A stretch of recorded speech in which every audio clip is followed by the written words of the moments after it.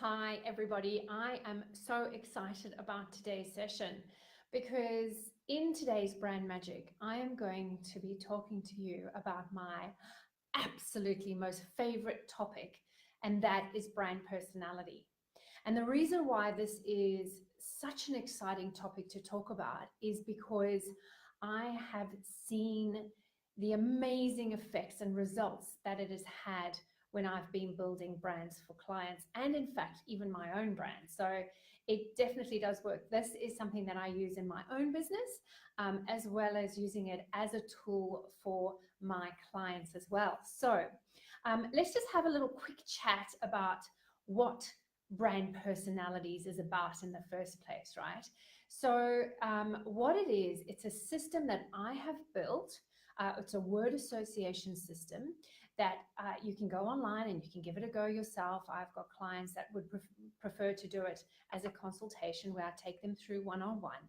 But basically what it is, it's a word association system based on the philosophies and psychologies. Hey, Wayne, nice to see you. Philosophies and psychologies of Carl Jung. Now, Jung used to be a psychologist back in the 1800s, and he studied hundreds and thousands of personality types. And as he was studying all these people, he realized that there were certain personality characteristics and attributes that kept popping up. And he was able to define these and put them in particular structures. And he determined that there were 12 key personality archetypes. Now, these are personality archetypes that you don't have to be taught. You subconsciously already know them. You know them, I know them, we all know them because we actually come in contact with them every single day. So whether they are stories passed down from father to son, whether they are stories in the Bible, fairy tales that we teach and read to our kids, or even in the movies that we watch today, these characters are there.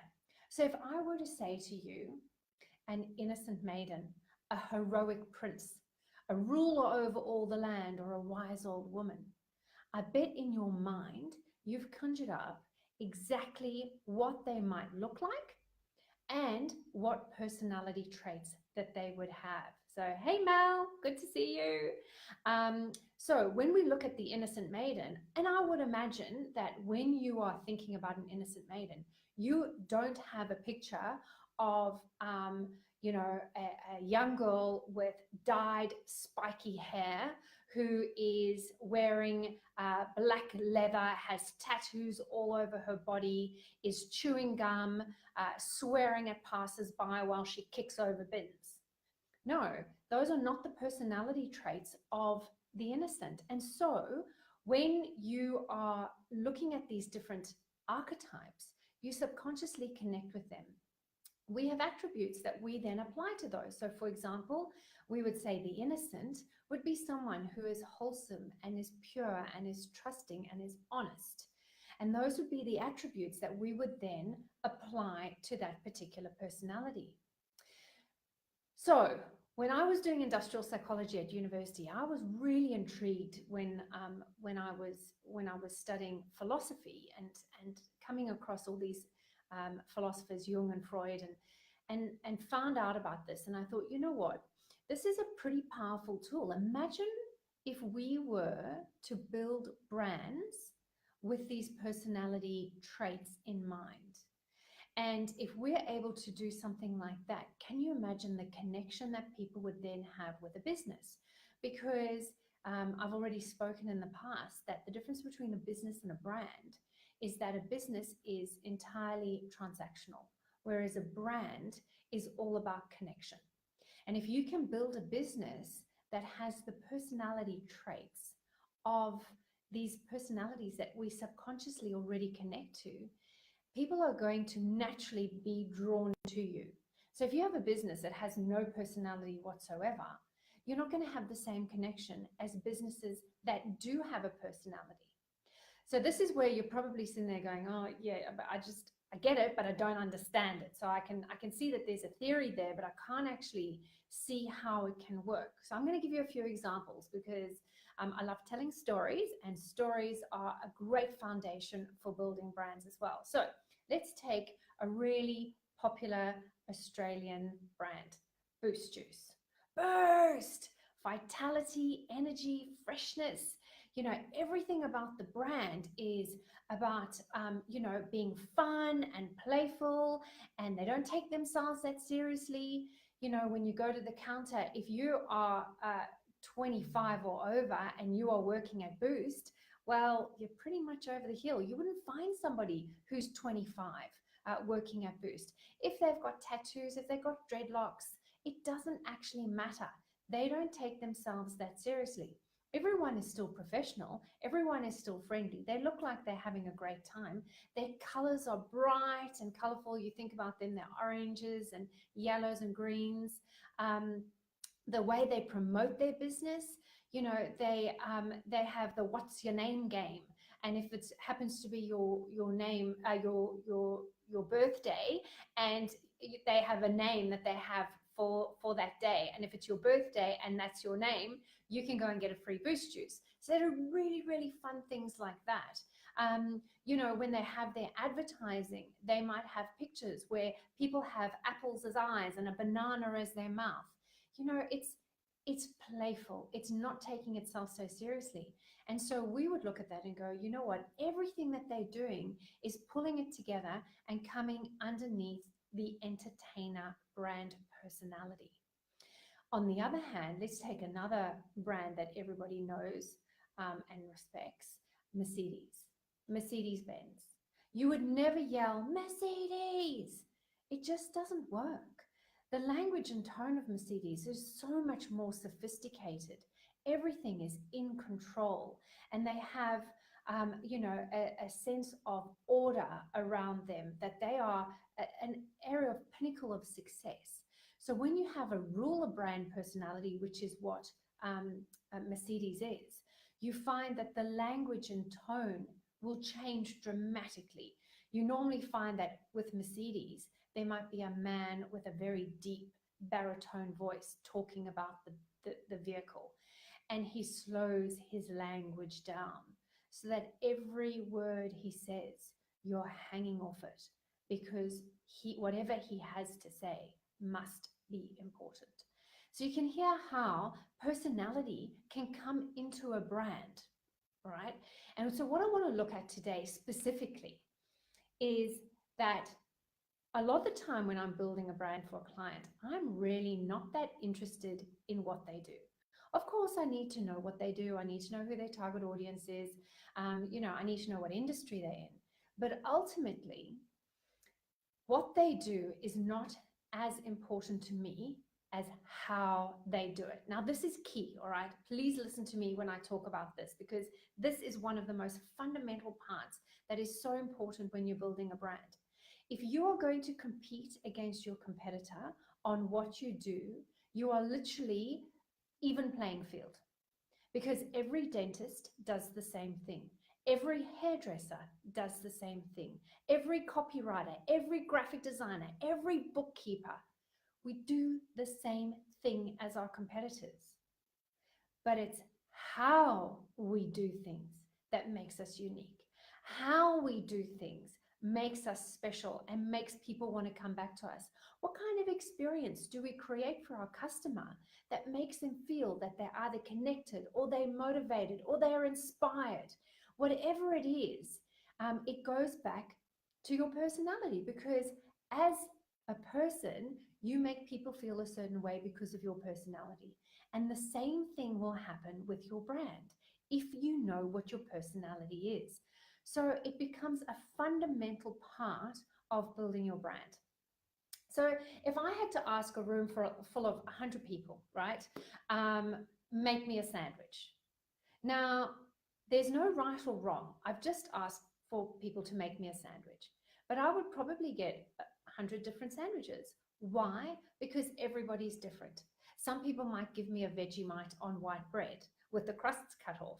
Somebody else might give me a chicken focaccia. Someone else might give me tuna on rye.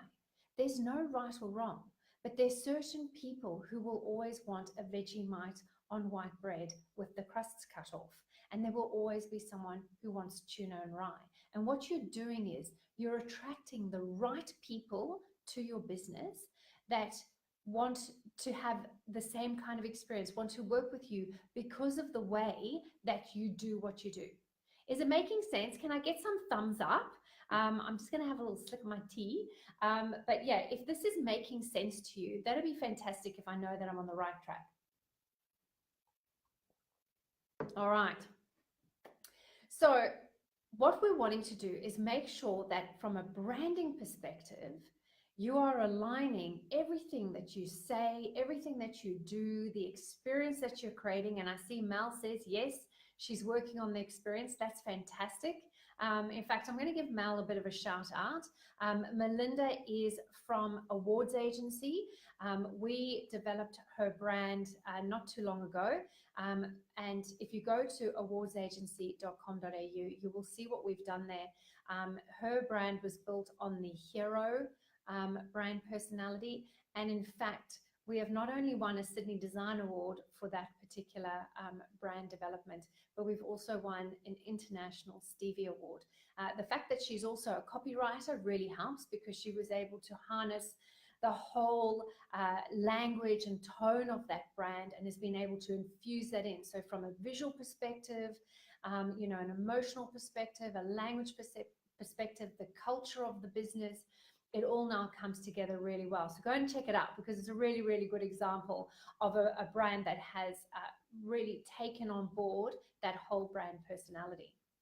All right, so let's move back to the difference between the what, the why, and the how, okay?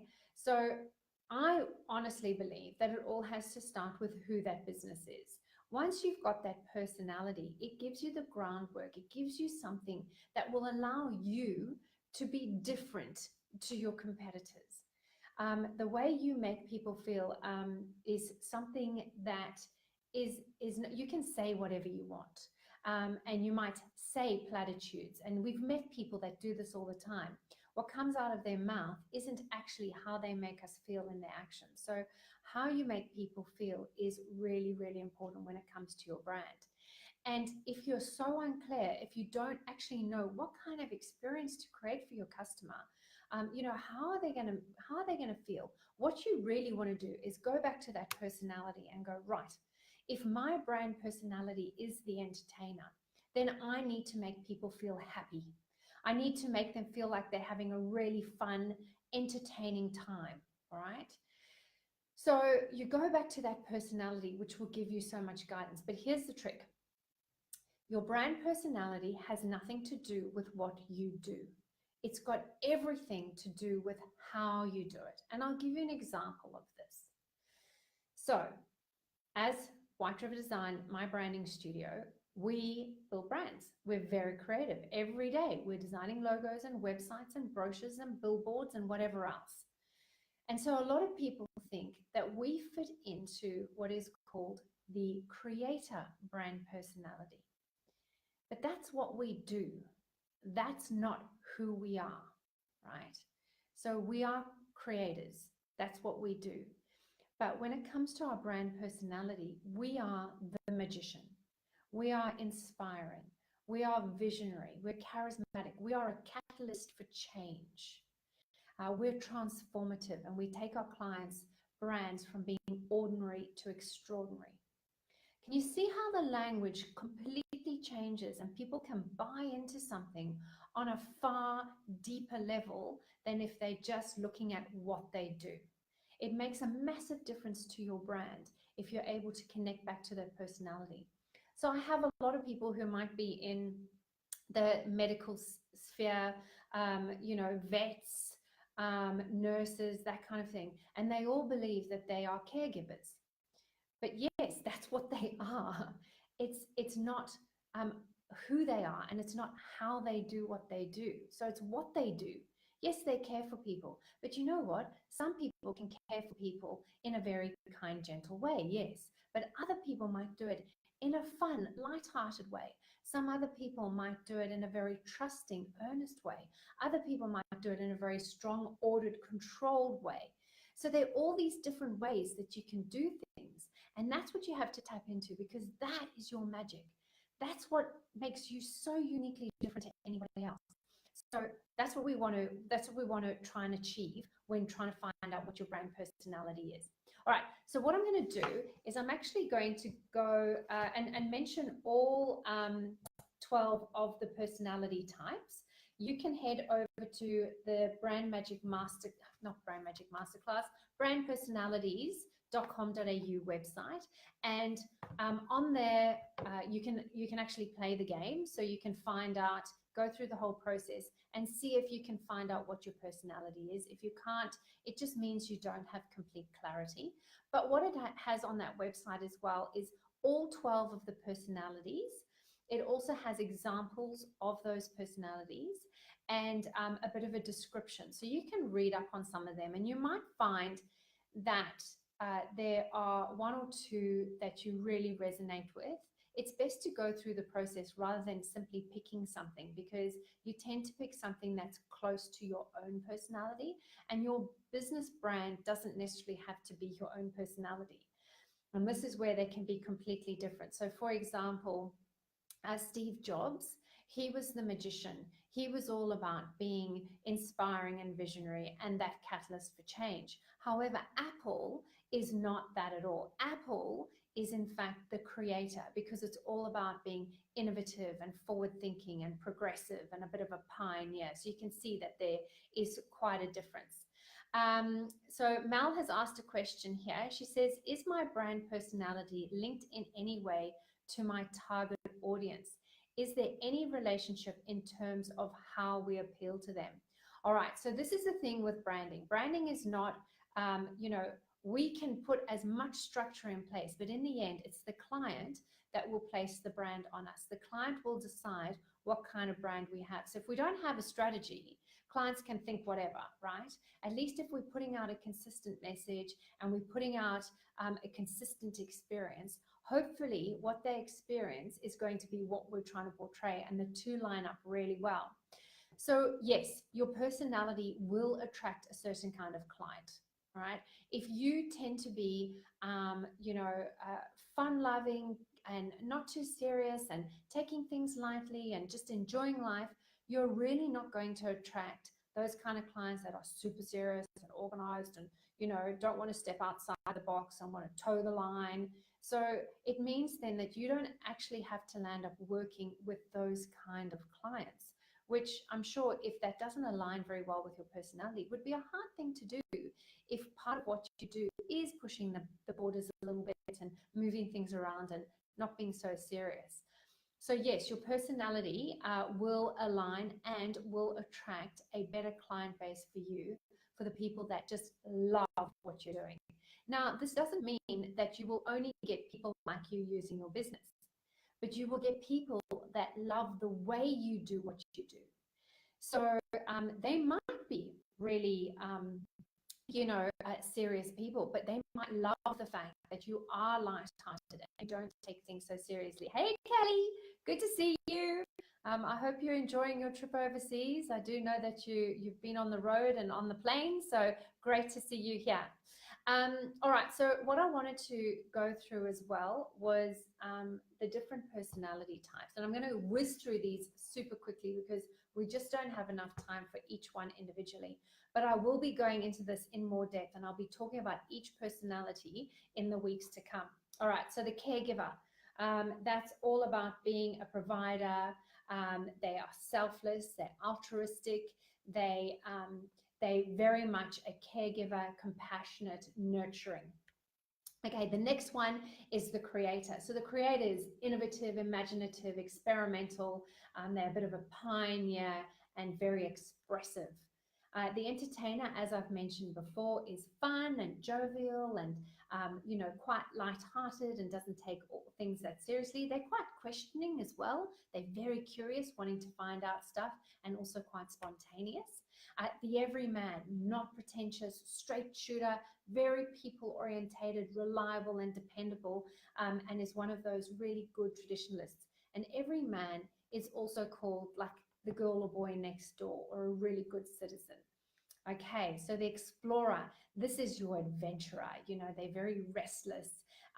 They value their freedom. They desire excitement. They're very energetic, and they're a bit of a wanderer.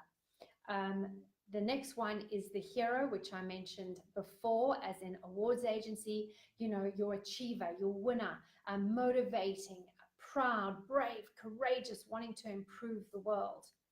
The innocent is your wholesome, pure, forgiving, honest, happy, optimistic brands. So the magician, I mentioned White River Design is the magician, visionary, a catalyst for change, spiritual and inspiring, charismatic and empowering. The rebel, this is your challenger. They're shaking up the status quo and being a little bit disruptive. They're quite powerful, but they're countercultural as well. So they always being very purposeful and quite liberated in what they do. So the ruler, I mentioned before, the ruler is associated with Mercedes, is your manager, your organizer, take charge, very productive, confident, a role model, authoritative, strong, and very much a leader. So your sage is your thinker, your philosopher, your expert and advisor. They're the ones that are great teachers and are very confident, credible, and wise. And then the last one is your seducer. So your seducer is all about being intimate and indulgent and very relationship focused. And yes, could be seductive, but is also very pleasurable and very committed. So you can see that there are 12 different archetypes there, and I can tell you that every single one of them is absolutely fabulous. Like, you can't go wrong. You can't get a bad brand personality. They are all awesome. So if you're wanting to find out what your brand personality is, you can head to brandpersonalities.com.au. If you want to find out even more on the Brand Magic Masterclass, which is the online branding program that I have, I've pulled out the brand personalities module because it is so popular and people do want to find out more about it. So that's one that you can just sign up and purchase as a single module to go through that if you're interested. Okay, I want to leave you with another example of the difference between what you do and how you do it, which is what I mentioned right at the beginning. So, two amazing talk show hosts, Ellen and Oprah, okay? They both do exactly the same thing. They are both talk show hosts. They both get up on stage, they interview people, they have their shows. But how they do it is so entirely different. Ellen, on the one hand, is what we would call the entertainer. She's lighthearted and she's fun, and we can see she doesn't take herself that seriously. She dances on stage and she gets people laughing, and even if it's a serious topic, she is very much, connected in a fun way, in a jovial way, very spontaneous way. Whereas on the other hand, you've got Oprah. Now, Oprah is what we call the sage. Oprah is your expert. She's that philosopher. She's the advisor, helping you through all the difficult things in life and really able to mentor you through and get you understanding things in a very different way, in a philosophical way that you might not necessarily have looked at it before. So I hope that this topic is starting to make a little bit of sense to you. Head to the website. I've got so much information there. Or if you do want to find out more, you can go to brandmagicmasterclass.com and you can sign up for a single module. And in there, I've got some downloadables as well that give you a lot more information about each personality. It's got examples on there, heaps of information for you. So I hope you've enjoyed this session. If you do have any more questions, flick them through to me. Happy to answer them. And I will see you next week for a little bit more on brand personalities, because I've only just started to scratch the surface. Thanks so much. Bye.